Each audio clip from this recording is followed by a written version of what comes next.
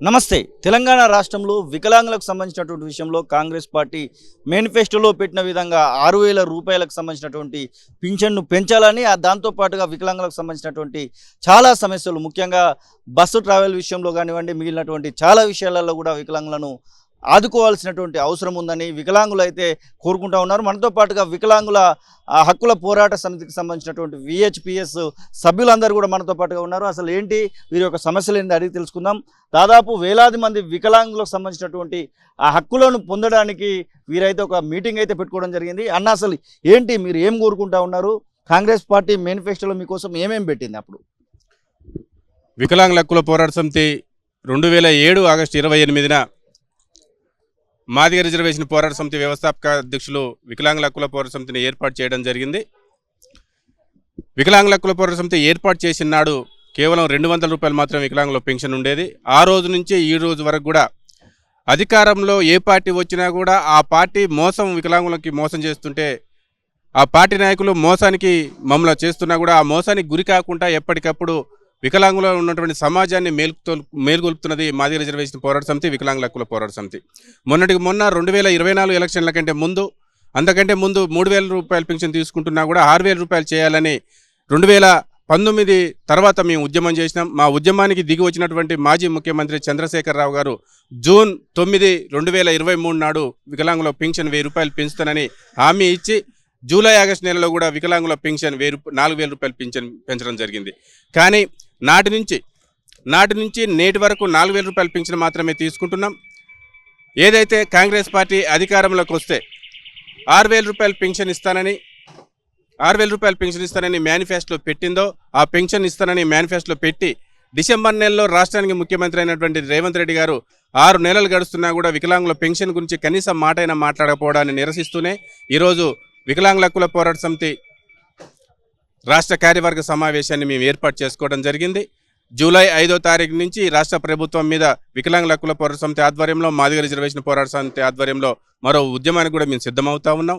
వికలాంగుల పెన్షన్తో పాటు మేనిఫెస్టోలో ఏ విధంగానైతే వికలాంగుల పెన్షన్, ఉచిత రవాణా మరియు 2016 వికలాంగుల హక్కుల చట్టం మరియు బ్యాక్లాగ్ వేకెన్సీ, అదేవిధంగా రోస్టర్ పాయింట్ తదితర డిమాండ్ల మీద మేము భవిష్యత్తులో ఈ రాష్ట్ర ప్రభుత్వం మీద సానుకూలంగానే ఉద్యమం చేస్తాం. లేకపోతే పెన్షన్ ఇయ్యని ఎడల వికలాంగుల హక్కుల పోరాట సమితి ఆధ్వర్యంలో బలమైనటువంటి ఉద్యమ కేంద్రంగా కూడా విహెచ్పిఎస్ ఎదుగుతుంది.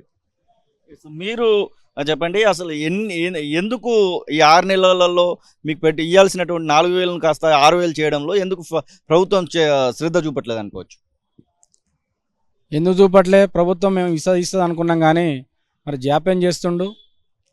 మరి ఆశతోని మేము ప్రభుత్వానికి అండగా ఉంటామని అనుకొని మేము ఆ ప్రభుత్వానికి మా దివ్యాంగులందరూ, వికలాంగులందరూ కూడా మరి ఏదైతే ఏ పార్టీ మేనిఫెస్టోలో అయితే ఏ పార్టీ అయితే మనం 6,000 ఇస్తున్నదో ఆ పార్టీకి మేము మద్దతు ఇస్తామని మేము మద్దతు ఇచ్చినాం.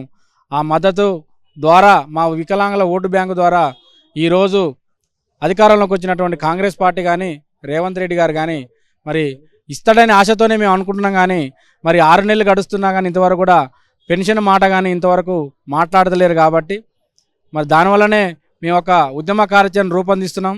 ఆ రూపొందించిన కార్యాచరణ భాగంగా మరి మేము తీసుకున్నటువంటి నిర్ణయాలు కానీ, మా వికలాంగుల హక్కుల పోరాటం చేసే పోరాటంలో కానీ ఎలాంటి ఇబ్బంది కలిగించకుండా మరి మా యొక్క పెన్షను మరి మేము ఉద్యమం చేయకముందే ప్రభుత్వం మరి ముఖ్యమంత్రి రేవంత్ రెడ్డి గారు ప్రకటించాలని మేము కోరుకుంటున్నాం. ఏమేమి డిమాండ్స్ మీరు పెట్టబోతా ఉన్నారు ప్రభుత్వం ముందట? వాళ్ళు మేనిఫెస్టోలో 4,000 రూపాయల నుంచి 6,000 రూపాయలు అనేది అయితే ఒకటి కనబడతా ఉంది. ఇంకా మీ నుంచి ఏం కనబడతా ఉన్నాయి? మా నుంచి ప్రభుత్వం ఏదైతే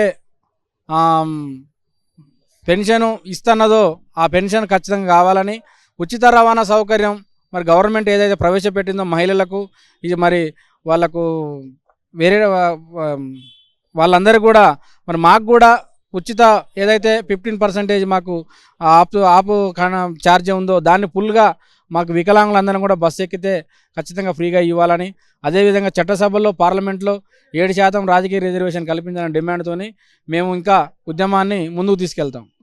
ఇంకా చాలా మంది ఉన్నారు, వీరితో కూడా మాట్లాడదాం. అన్న, ఎక్కడి నుంచి వచ్చినావు, ఏంటి అసలు ఎన్ని సంవత్సరాలుగా మీరు ఇబ్బంది పడతా ఉన్నారు? పుట్టుక నుంచే ఉందా?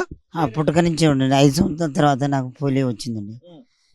ఇక అప్పటి నుంచి నాకు ఈ అంగవైకల్యం ఏర్పడ్డది. కానీ నాకు ఈ పెన్షన్ రావడం వల్ల మా ఇంట్లో చూసుకోవడానికి కూడా అన్ని విధాలుగా చూసుకుంటారు. ఏది కృష్ణన్న ఆ ఉద్యమం స్టార్ట్ చేసిన కాడి నుంచి కూడా మమ్మల్ని ఇంట్లో చాలా ప్రేమగా చూసుకుంటున్నారు.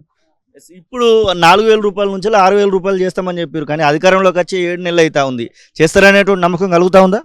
ఉన్నది అన్న, మన కృష్ణన్న ఉన్నంతసేపు మనకు నమ్మకంగా ఆయన ఉద్యమాల్లో పాల్గొనడానికి కూడా అన్న ఉన్నాడనే మాకు పెరుగుతుందనే ఆశ చాలా వరకు ఉంది. ఇంకేమేమి కోరుకుంటా ఉన్నారు మీరు?